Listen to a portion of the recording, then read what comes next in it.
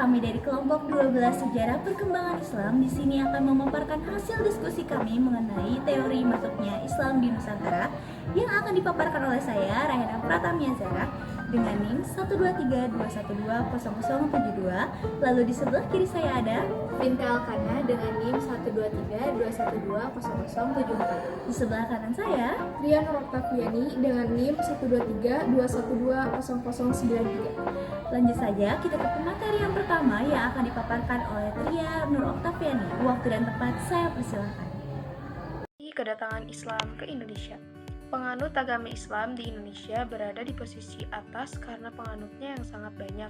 Di samping itu, kedatangan Islam di Indonesia terdapat perbedaan pendapat oleh para ahli.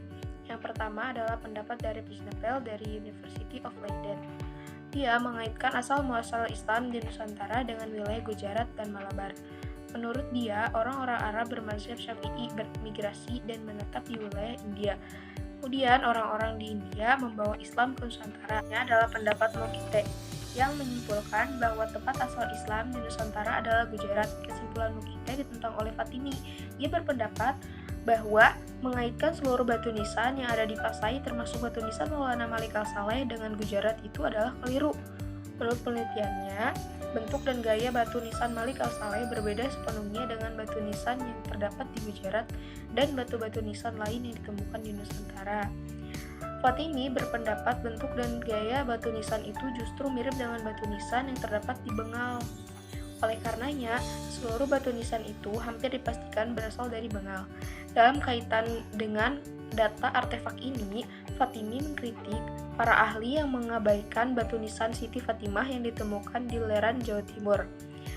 Teori bahwa Islam di Nusantara berasal dari Bengal bisa dipersoalkan lebih lanjut, termasuk berkenaan dengan adanya perbedaan mazhab yang dianut oleh kaum muslim di Nusantara dan mazhab yang dipegang oleh kaum muslimin Bengal.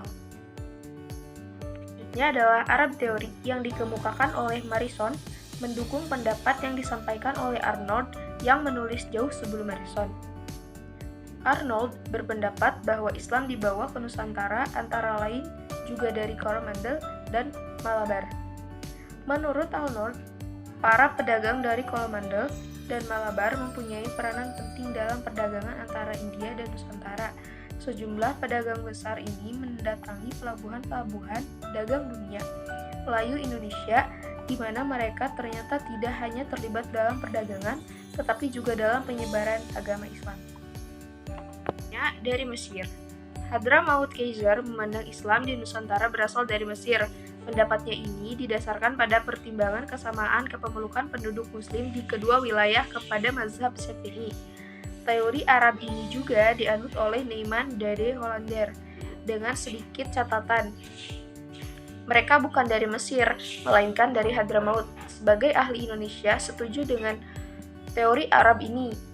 Dalam seminar yang diselenggarakan pada tahun 1969 dan 1978 tentang kedatangan Islam ke Indonesia, disimpulkan bahwa Islam ke Indonesia berlangsung dari Arab, tidak dari India, bukan dari abad ke-12 ataupun ke-13, melainkan abad pertama Hijriyah atau abad ke-7 Masehi.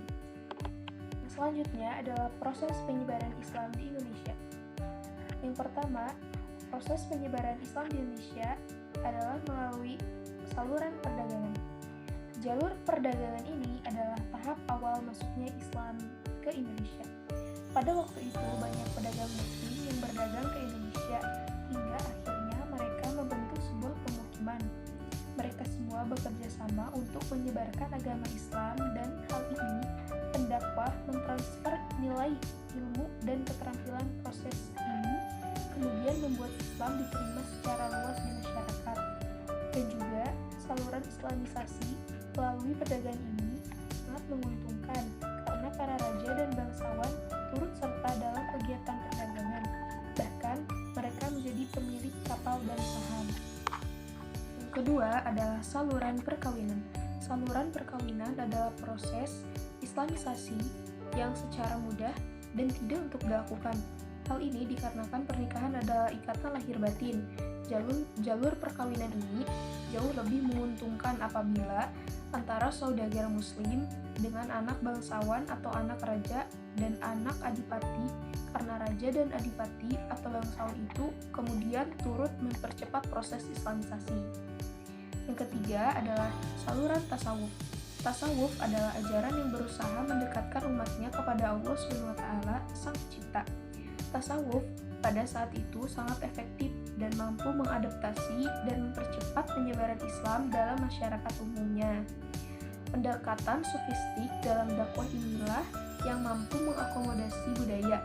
Di antaranya ahli-ahli tasawuf yang memberikan ajaran yang mengandung persamaan dengan alam pikiran Indonesia pra-Islam adalah Hamzah Pansuri dari Aceh dan lain sebagainya. Ajaran mistik seperti ini masih dikembangkan di abad ke-19, bahkan di abad ke-20 ini. Yang keempat adalah saluran pendidikan. Pesantren merupakan fondasi yang paling strategis dalam kemajuan Islam di Indonesia. Islamisasi melalui jalur pendidikan, yaitu dengan adanya pesantren ataupun pondok. Baik, di sini saya akan memaparkan mengenai perkembangan Islam di Indonesia. Perkembangan wilayah dan kekuatan politik Islam menurut Profesor Haidar bahwa masuknya Islam ke berbagai daerah di Indonesia tidak dalam waktu yang bersamaan.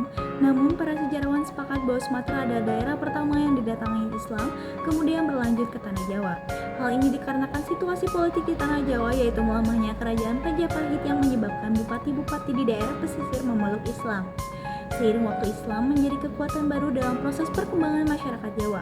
Modus ekonomi atau perdagangan membawa perkembangan Islam ke belahan timur Indonesia.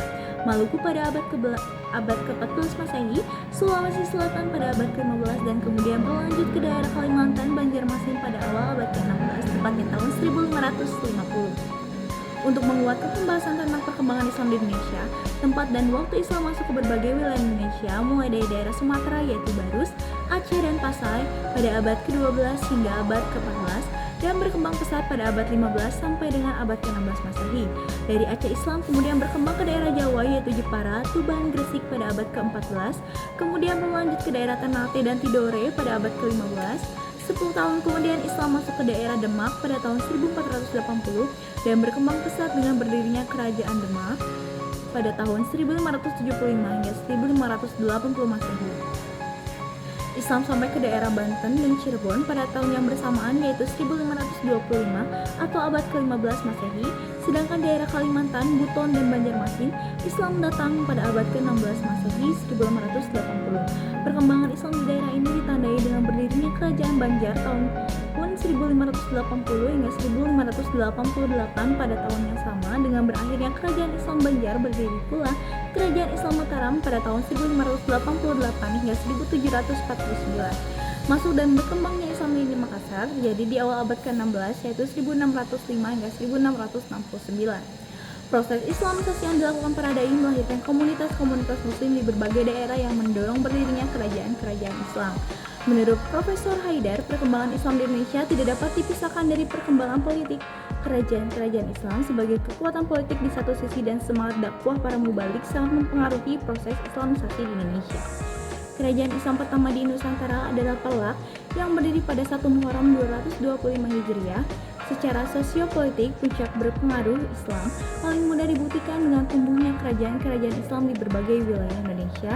Sebagian merupakan transformasi dari kerajaan Islam sebelumnya datang Islam ke Indonesia. Sebagian yang lain berdiri sebagai kerajaan Islam. Kerajaan Islam tersebut adalah yang pertama di wilayah Sumatera ada Kerajaan Samudra, Indragiri, Jambi, Aceh Darussalam, Palembang, Siak, dan Kampar.